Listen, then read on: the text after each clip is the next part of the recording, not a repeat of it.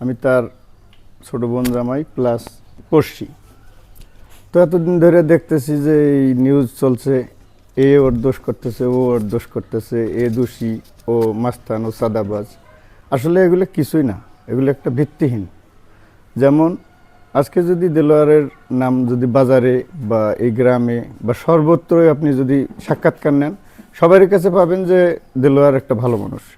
তার পেশা বাবুর্চি, তার নেশা হলো কবর খোঁড়া, সামাজিক উন্নয়ন কাজে লিপ্ত থাকা, এটাই হলো তার কাজ। আর এখানে যে একটা সেন্সিটিভ জায়গা, সেটা হচ্ছে তারই বংশের খান পরিবারের আপন ভাস্তি। তারা আজকে অসহায় বা বিব্রতকর পরিস্থিতিতে আছে। এই কারণে ওরা খুব জোরালোভাবে সে, তার ছেলে, তার মেয়ে, তার পরিবার তাদের পাশে থাকবে, এটাই স্বাভাবিক।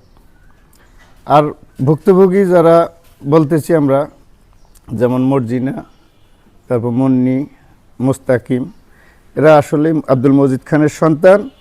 এদের প্রাপ্য অংশ থেকে আমি মনে করি যে তার প্রাপ্য অংশ বুঝে পাওয়া উচিত। যেমন আব্দুল মজিদ খান যেভাবে হোক তার ওয়াইফে জায়গা দিছে, কিছু অংশ লিখে দিছে, উনিও যেমন প্রাপ্য, তার সন্তান হিসেবে তার বাকি অংশ তারা প্রাপ্য।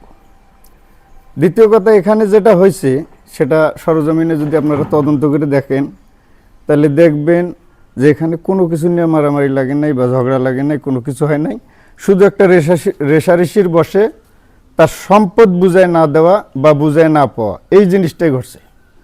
এখন যদি মিডিয়া যদি এটা নিয়ে সোচ্চার হয় এবং যদি সঠিক পরামর্শ করে আগায়, তাহলে এটা সুরাহা করা খুব সিম্পল ব্যাপার। এই জিনিসটা করতেছে না যে কেন, কি হয়েছে, কিভাবে। এটার প্রশ্নের জট যদি আপনারা খুলতে পারেন, তাহলে সমাধান খুব ইজি কেমন? শাহনাজের জায়গা নেবে, এটা স্বাভাবিক। মজিদ খানের ঔরজ্জার সন্তানরা তাদের অংশ বুঝা নেবে, এটাও স্বাভাবিক। তাহলে অস্বাভাবিকটা কি? অস্বাভাবিক, শাহনাজ বেগম আজকে তার জমি বেচে দিছে এক জায়গায়, উনি কাগজ অনুযায়ী জায়গা চাচ্ছে, কিন্তু প্র্যাকটিক্যাল যে জায়গাগুলো সেটা তো বুঝাই দিতে হবে।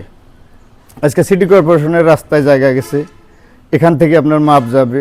তারপর ওইখানে আর একটা প্রজেক্ট আছে পিছনে, সে প্রজেক্টে একটা জায়গা আছে 3 অংশ 4 অংশ 4 জনের নামে, কিন্তু ওখানেও একটা ভুল হয়েছে। শাহনাজ বেগমের সামনের যে রাস্তার পাশের অংশটা, ওইটা উনি বেছে হালাইছে। তাহলে পিছনে যে 3 জন আছে, তাদের রাস্তা কোথায়, তাদের পরিকল্পনা কি, তারা বাড়ি করবে বা থাকবে কীভাবে?